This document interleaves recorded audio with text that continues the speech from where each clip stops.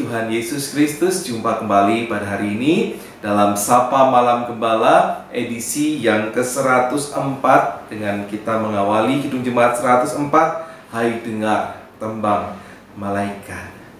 Apa kabar hari ini? Semoga damai sejahtera Tuhan tetap melimpah buat kehidupan ibu bapak saudara.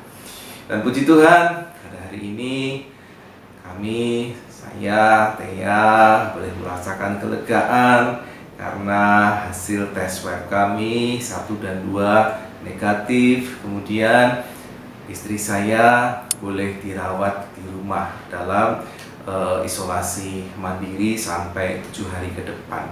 Semoga semuanya baik-baik saja dan kasih Tuhan boleh melimpah dalam kehidupan kita. Mari kita persiapkan diri kita untuk menyambut firman Tuhan di malam hari ini. Kita berdoa. Sungguh kami bersyukur untuk pemeliharaan Tuhan, untuk kekuatan, untuk berkat rezeki, untuk kesehatan, untuk hari-hari yang boleh kami jalani bersama dengan orang-orang terkasih yang Engkau hadirkan di tengah-tengah kehidupan kami. Terima kasih bila malam hari diberikan kembali kesempatan untuk mendengarkan sapaan Tuhan. Bila Tuhan menolong kami sehingga ada hal yang baru yang boleh kami terima melalui firman Tuhan ini, yang boleh kami perlakukan di dalam kehidupan kami hari lepas hari. Dalam Tuhan Yesus Kristus. Amin. Mari bersama-sama kita persiapkan diri untuk menyambut firman Tuhan di malam hari ini. Kita mempersiapkan bacaan kita. Keluaran pasal 9 ayat 8 sampai dengan 12 ini adalah tulah ke-6 Barah. Itu yang menjadi judul tema kita dan juga menjadi judul perikop oleh Lembaga Alkitab Indonesia. Tulah ke-6 Barah. Mari bersama-sama kita mendengarkan firman Tuhan. Berfirmanlah Tuhan kepada Musa dan Harun, ambillah jelaga dari dapur peleburan, serangkup penuh, dan Musa harus menghamburkannya ke udara di depan mata Fir'aun.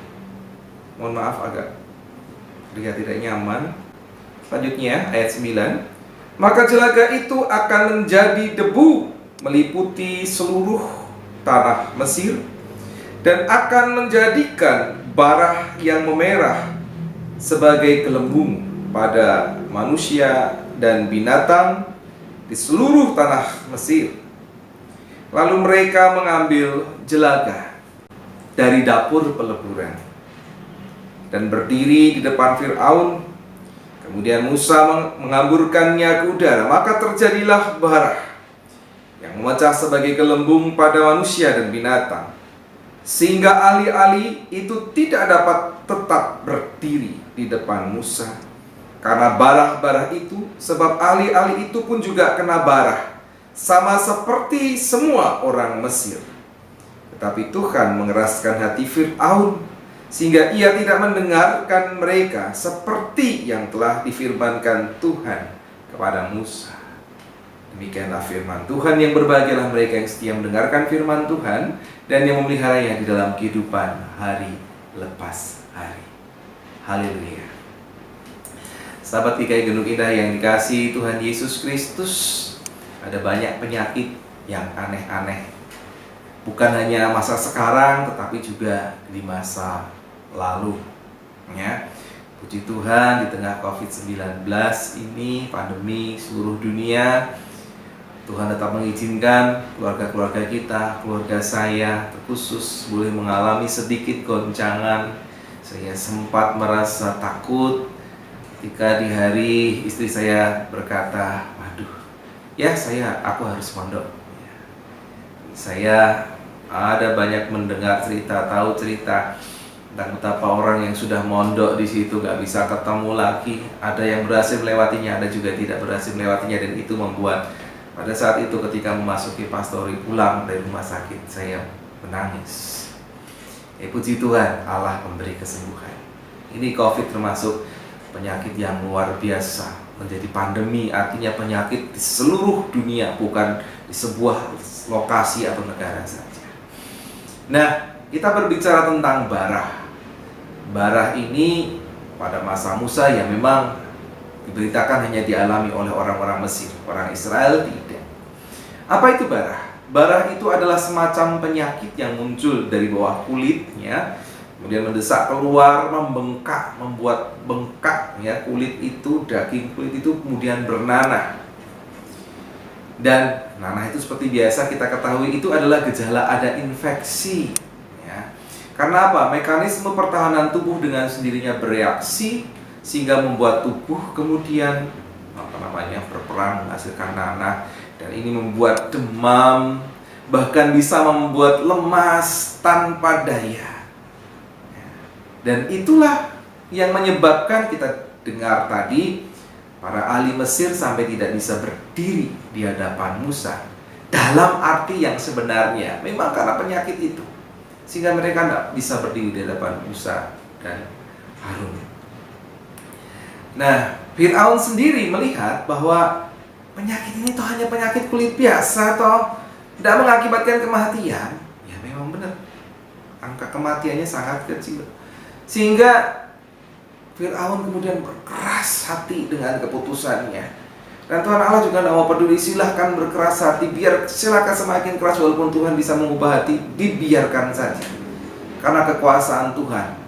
Jadi Tuhan mengeraskan hati Fir'aun dalam makna seperti itu. Biar saja, tidak ada kesempatan untuk bertobat bagi Fir'aun. Ia berkeras hati dengan keputusannya, padahal apa? Ada sesuatu yang unik. Kembali Allah sudah membuktikan bahwa di hadapan Allah Fir'aun, orang-orang Mesir, ahli-ahli sihirnya, seluruh masyarakat Mesir tidak berdaya. Mereka tidak berdaya di hadapan Allah karena mereka bersandar kepada dewa-dewi mereka. Kalau kemarin ya, ada beberapa dewa, ini ada dewa lagi yang sesungguhnya dikalahkan melalui peristiwa ini. 3 dewa sekaligus. Apa itu? 1 Dewi Sekhmet. Dewi Sekhmet ini dipercaya sanggup mengatasi segala macam penyakit. Nyatanya mereka sakit. Yang kedua, Dewa Sunu. Dewa Sunu adalah sebagai dewa wabah yang memberikan penyakit, tetapi wabah yang diberikan Dewa Sunu kalah dari apa yang diberikan oleh Tuhan Allah. Dan yang ketiga adalah Dewi Isis. Siapa Dewi Isis? Dewi Isis itu adalah dewi kesembuhan yang dipercaya oleh orang-orang Mesir pada saat itu. Dan nyatanya, meskipun mereka berdoa kepada dewa-dewi mereka, 3 dewa ini tidak sanggup menolong mereka. Kekerasan hati Fir'aunlah yang sudah membuat rakyat Mesir menderita. Dari 5 sampai sekarang itulah yang ke-6, barah di sekujur kulit mereka tanpa terkecuali. Dewasa, muda, anak-anak, bayi, semua kena. Orang Mesir semua kena, kecuali orang-orang Israel. Karena apa? Karena Allah Israel melindungi orang-orang Israel ini. Sehingga sahabat GKI Gendung Indah yang dikasihi Tuhan, baik bagi kita, perlu bagi kita untuk apa? Memiliki hati yang lembut di hadapan Tuhan.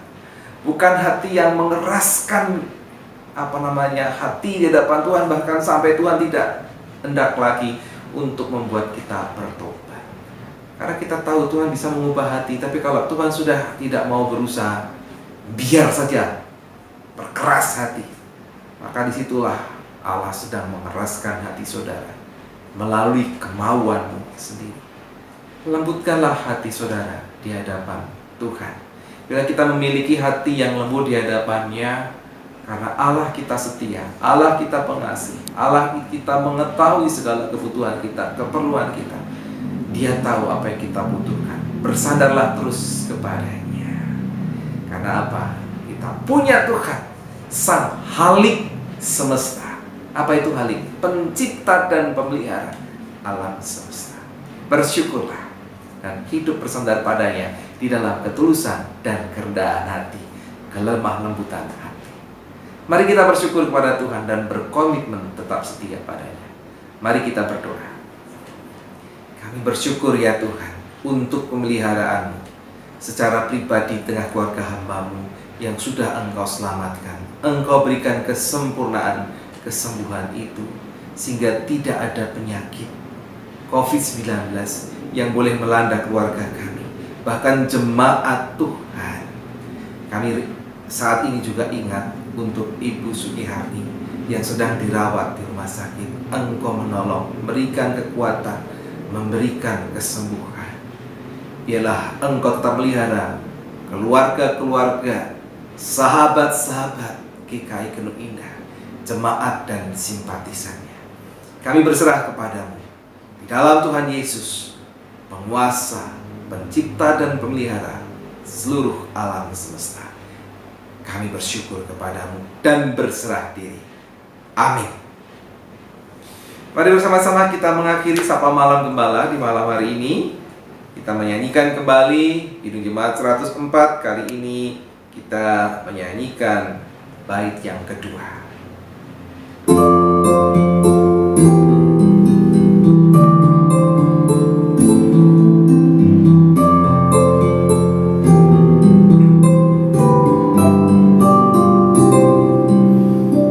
Yesus datang dalam dunia bagai anak yang kecil, tapi sungguh anak itu adalah Immanuel.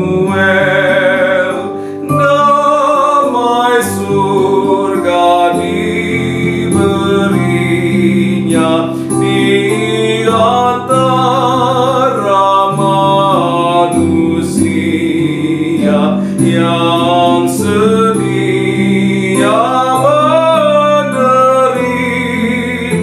Yesus Kristus penebus.